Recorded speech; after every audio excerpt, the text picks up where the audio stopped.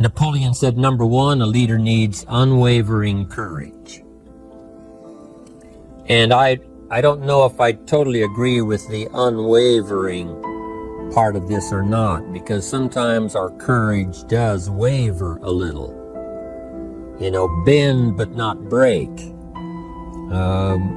You know, courage mounts up, and then sometimes we have the doubts that creep in, and we reach a little deeper to find that courage that overcomes our doubts and our fears.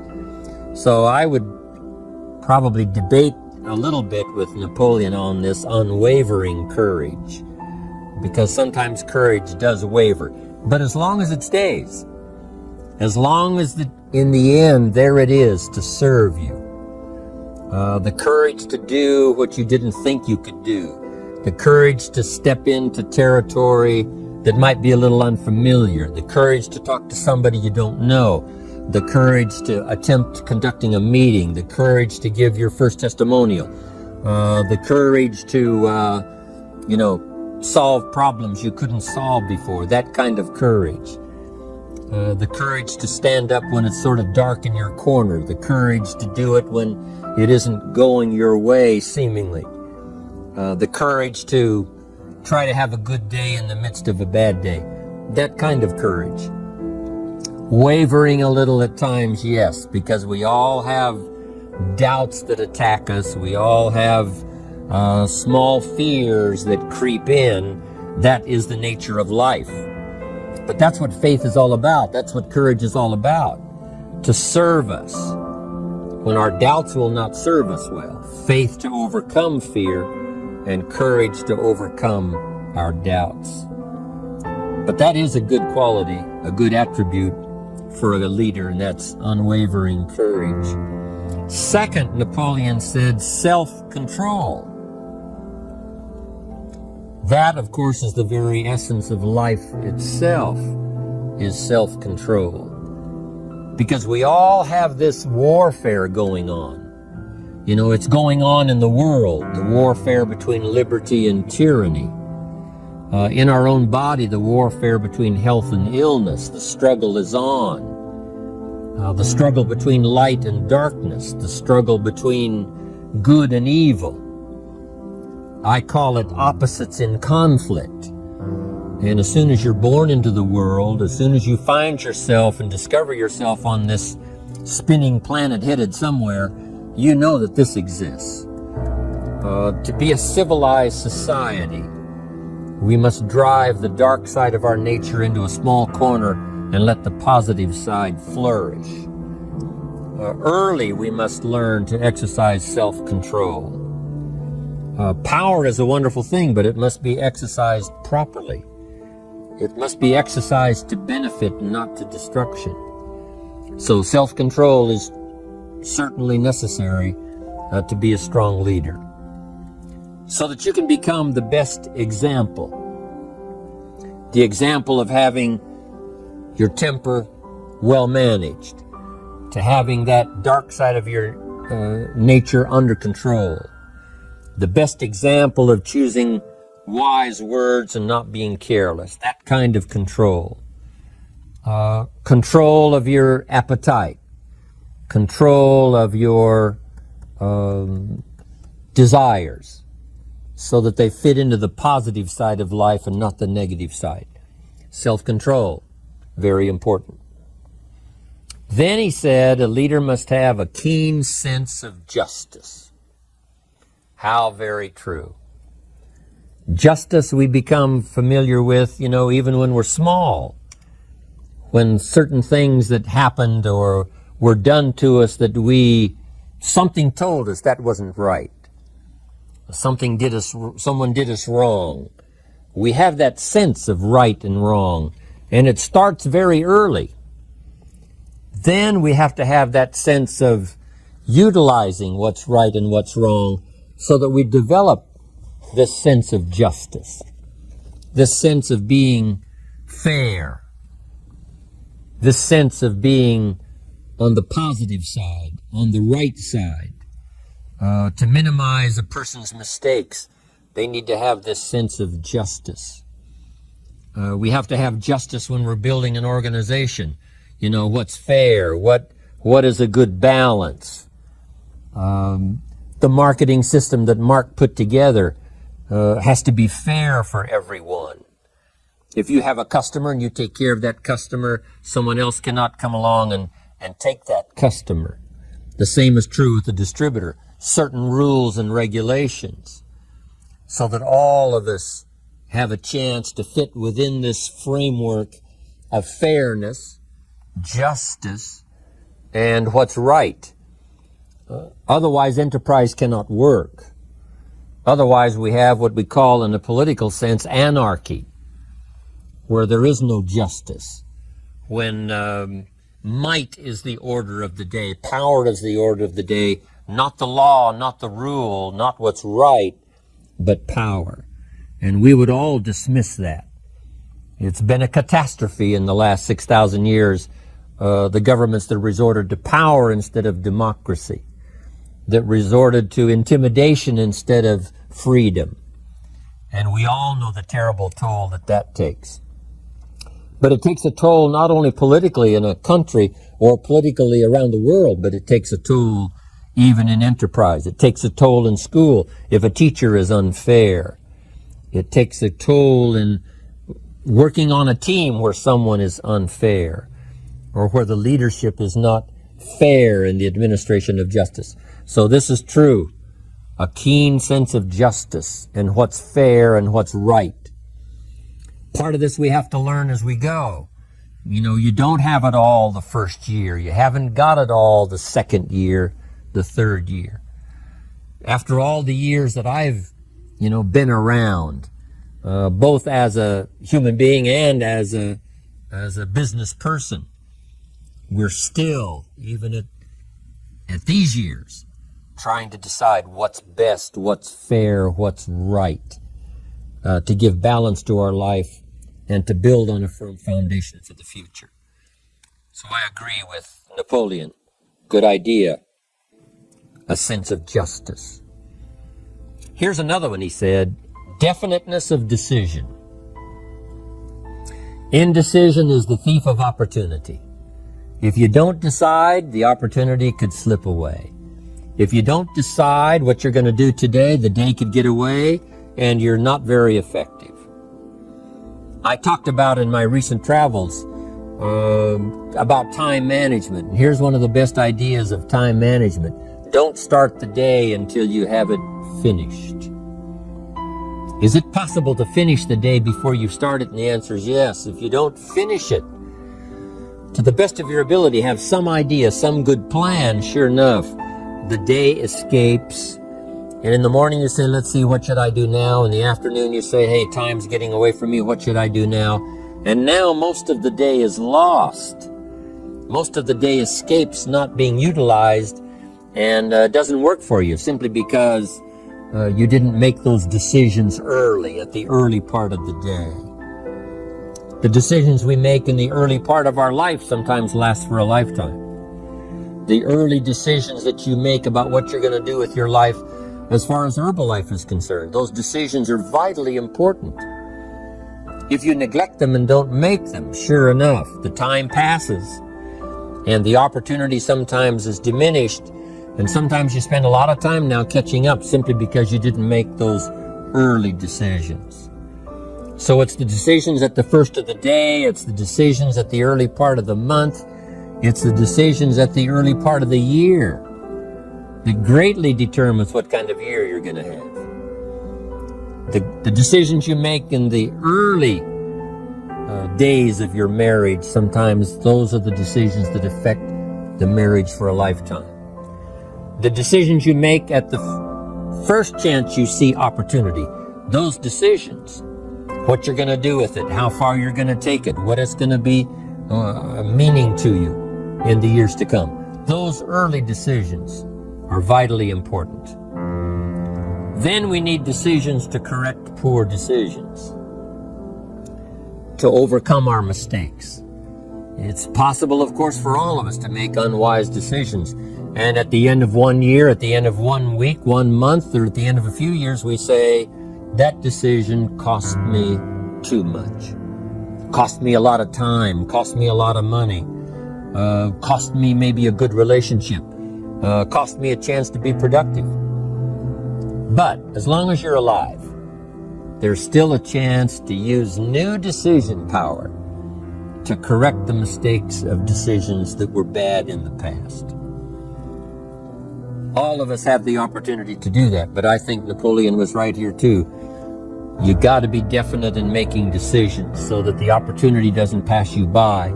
Take advantage. Here's the next one. Napoleon Hill said, a good leader has definite plans. How important that is. And of all the years, I think, to cash in on Herbalife's momentum and make some plans for the future, this has got to be one of the greatest years. Herbalife in these 18 years now has created some incredible momentum, not only in opening up the countries, but momentum in the refinement of our marketing, momentum in developing new products, momentum in developing our support system. The key is now for you to make plans to ride on that momentum.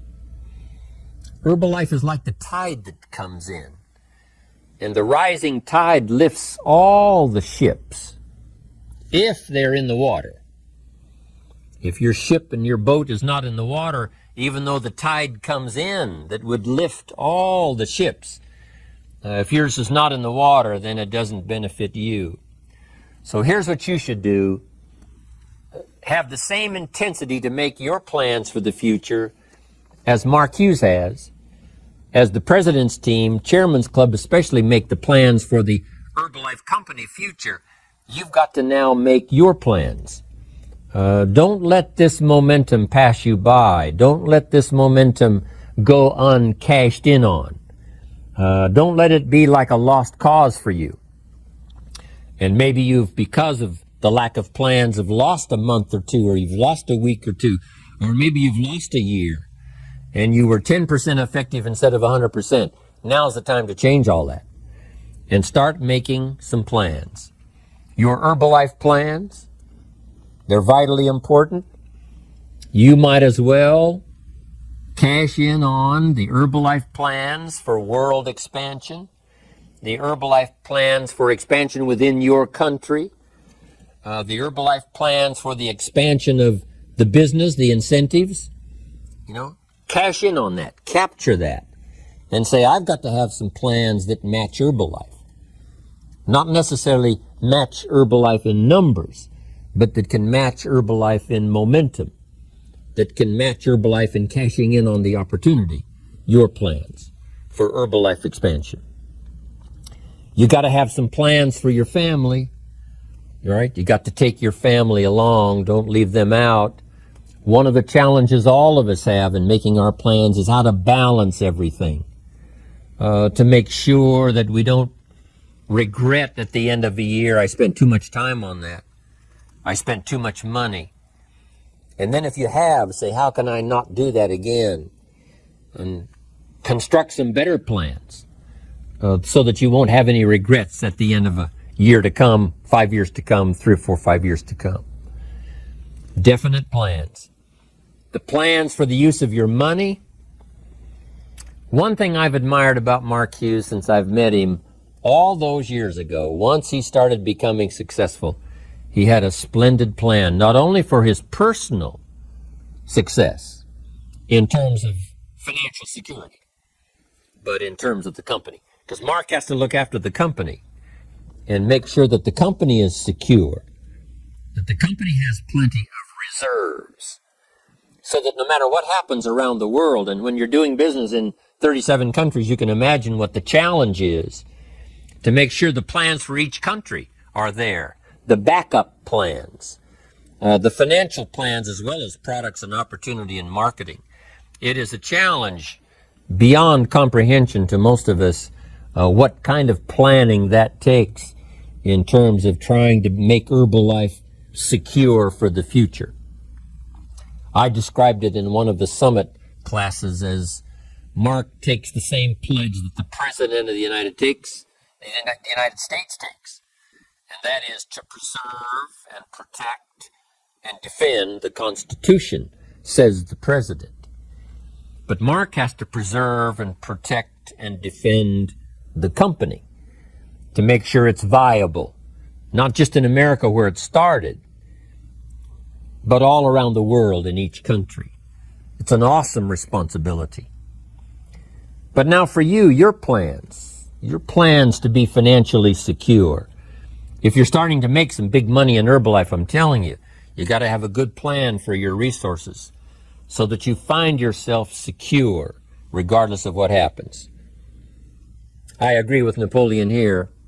You got to have good plans. One more on plans, and that is the plan for your personal development. The plan to be better this year than last year.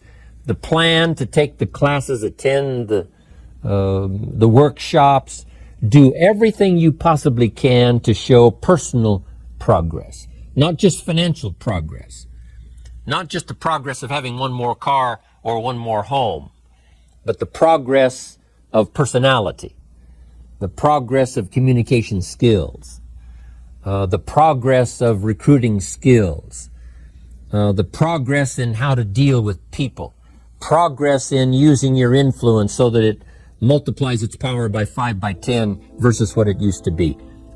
You need those kind of plans.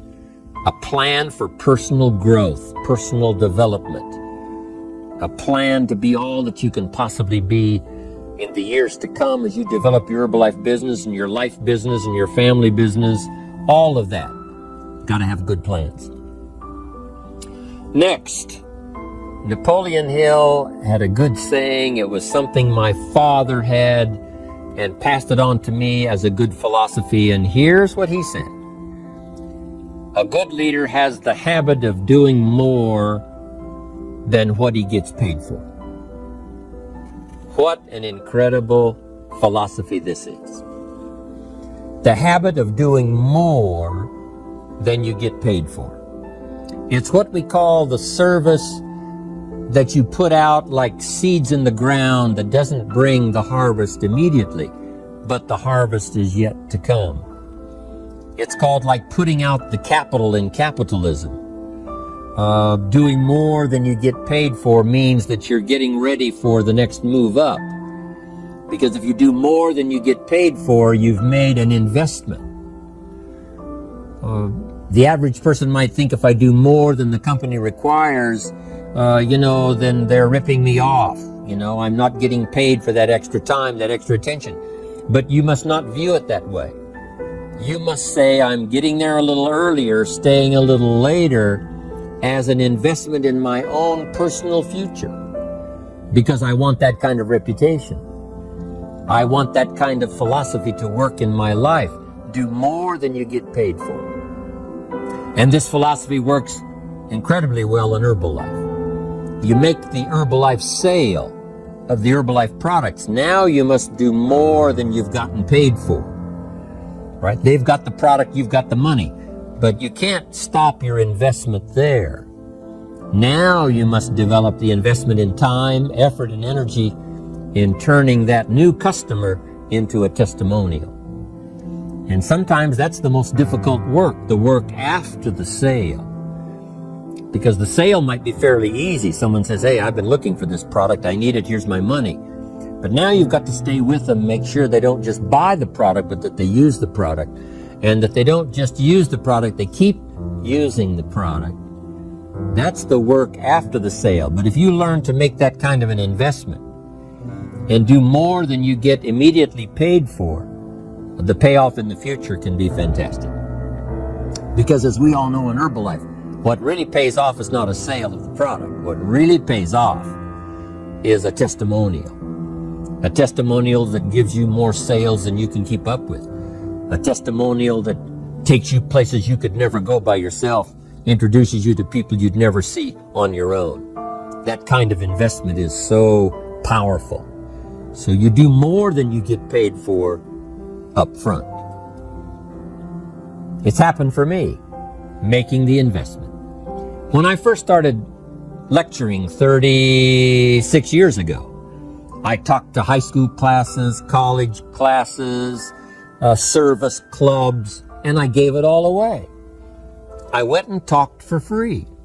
Someone said, Mr. Owen, would you come and do this breakfast talk? I said, sure. Could you do this luncheon talk for this service club? I said, of course. And all of that in the beginning was for free. Primarily because I'd made my fortune. You know, I didn't need the money, but I did it for free. But look what it's made for me by giving that kind of service in those early days. And finally it led to business and led to an enterprise. And I was giving the seminar all those years ago here in Los Angeles, and Mark Hughes was in my audience. So what you don't get paid for, don't worry about that. Just render the service with the vision of the future that it'll come back multiplied if you have this kind of habit, this kind of philosophy. Next, Napoleon Hill talks about personality. You need a pleasing personality. There's many parts to your personality. One is your working personality. You know, the kind of behavior, the kind of attitude that you need, especially in the public. Some things you can kind of get by with being a little careless, maybe in private, but in public, where it counts so much in your paycheck, it counts so much in building your business for the future, your own personality. But here's what you also must remember. You develop your personality in private so that it serves you well in the public. Sometimes we get the mistaken idea, I can be careless with just these few and be more careful when I have 1,000. But see, that doesn't work that way. Careless with a few, sure enough, that will creep into your presentation for 1,000 people. Here's the best practice, and the Herbalife opportunity in our marketing systems gives you the best chance to do that. The influence you have one-on-one, that's what really counts. You say, well, I'm only talking to 2 people, it doesn't matter much. That's when it really matters. Because if you'll practice well there, using your personality, using your influence, to get someone's attention, to get them to listen, to get them to participate, the kind of personality that someone says, I'd like to be around this person. They're unusual. They're not like the average person I meet on my everyday experience. That kind of personality. But you've got to practice it behind the scenes. You've got to practice it one-on-one. And if you're effective one-on-one, 1-on-3, 1-on-5, I promise you, that will get you ready to now perform with the kind of personality, the kind of charisma that wins people when you're in front of 500 people, 1,000 people, 5,000. So this is a good point, working on your personality. Here's the best gift you can give someone, and that's the gift of attention. Attention is so powerful. When I was a young man, I met Nelson Rockefeller, one of the richest men in America at that time. He's gone now. But he was a unique individual, ran for vice president of the United States. And I had a chance to be where he was holding a press conference. And I got close enough so that when he walked out, I had a chance to step up, right, when security was not all that severe in those days. And I had a chance to put out my hand, shake his hand, and say, Mr. Rockefeller, my name is Jim Rohn. And what I remember most was the attention he gave me. With the lights of the cameras around and everybody all around, he looked right at me and said, Jim Rohn, where are you from? I said, Idaho. He said, I really like Idaho. It's one of my favorite states in all of the country. And for just a few seconds, he gave me his attention, shook my hand. I'll never forget the handshake, right? One of those multi-million-dollar handshakes. But I'll never forget that personal attention he gave me, just for a few seconds. It was powerful. Made an impression on me that's lasted until this day. That's why I remember to tell the story. So, same thing you can learn to do. Utilize your personality, utilize your influence, give people the gift of attention. Here's the rest of my list now as we finish up. Next, Napoleon Hill said a leader needs sympathy and understanding. We have to develop that early in our lives. All of our lives, we have to look at those that are less fortunate than we are. Those who need a helping hand, and especially now we learn to look at those who need an opportunity, those who need a change in their health, those who need a change in their life and in their lifestyle. It's this kind of sympathy and understanding that drove Mark Hughes to construct the company. It took that kind of understanding, that kind of sympathy, that kind of deep emotional feeling. Then Mark understood what it meant to be poor. He understood what it meant not to have. He understood what it meant to be short on finances, on resources. He understood what it meant to lack, full formal education. He knew all of those lacks. And instead of crying about it, he said, what I will do is change it for myself, and then I'll help other people that have the same challenge. Lack of education, lack of the money, lack of the resources, lack of good health, faced with all kinds of difficulties they can't solve. I'll get mine solved, and then I'll be strong enough and have the skills to where I can help other people.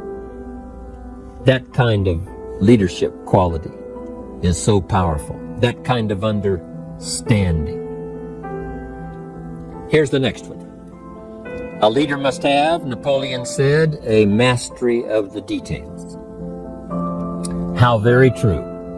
All can be lost with just a couple of missing details.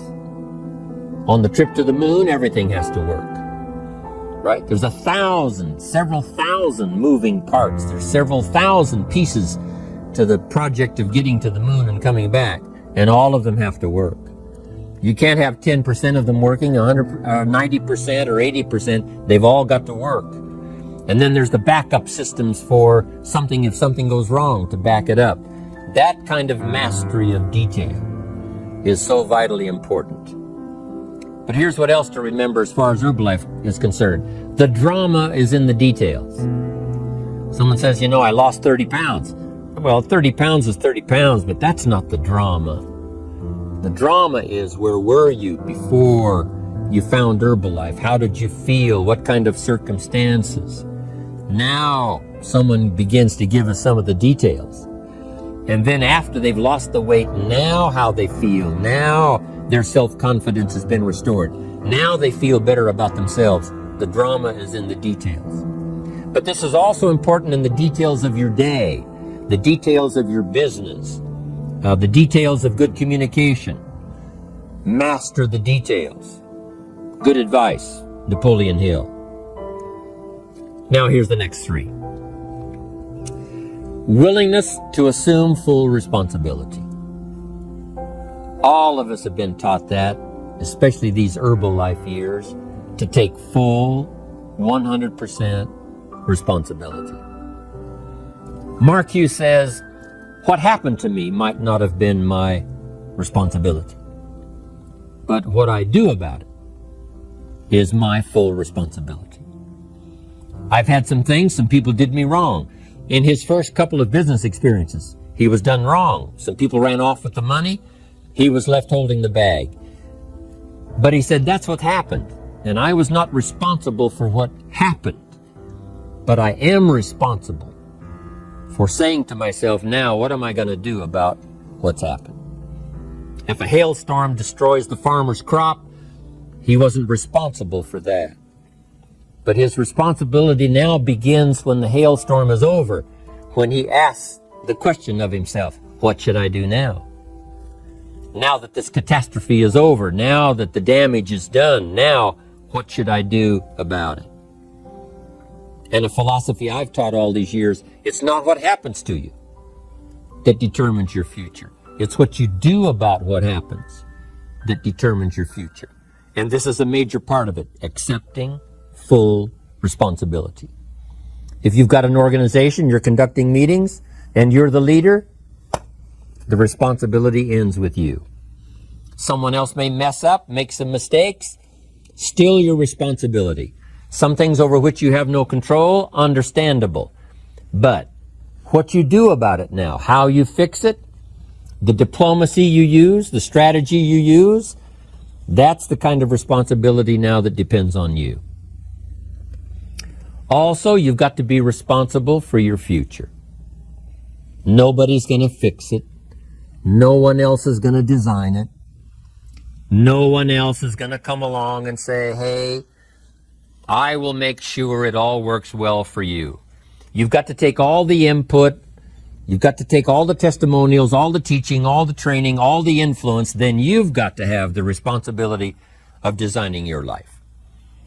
You can design a life of prosperity, or you can design a life just to coast and get by. The responsibility belongs to you. Now here's the last two. Next is cooperation.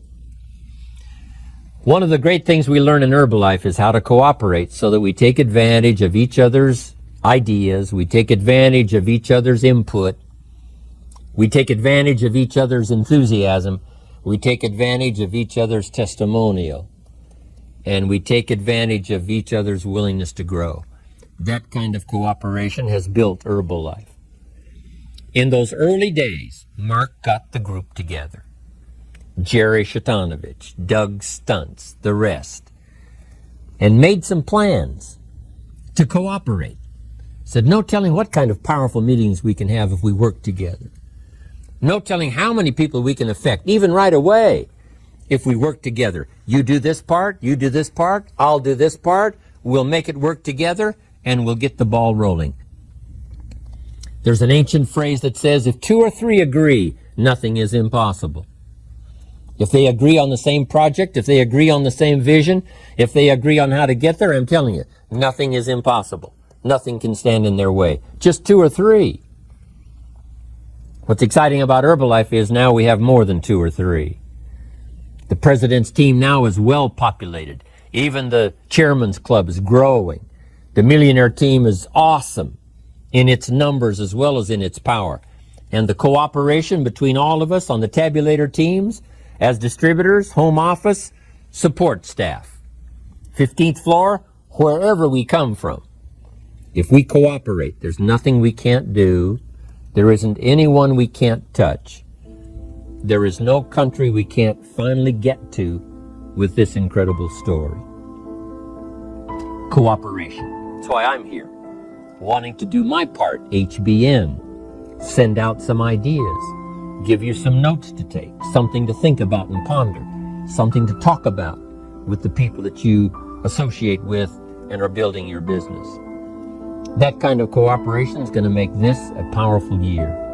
It'll get us to the 2 billion, 3 billion, 5 billion. But it'll get us to much more than just those numbers. It'll get us to a place of honor, respect, prestige, influence, feeling good about ourselves for the hard work that we're doing, cooperating with each other. I want to cooperate with you, helping build your business. All of us cooperate with the support system of Herbalife. We're on our way. We will have the billions. We'll have the stories. We'll have the experiences. Now here's the last one. Napoleon Hill said, a major attribute of leadership is vision.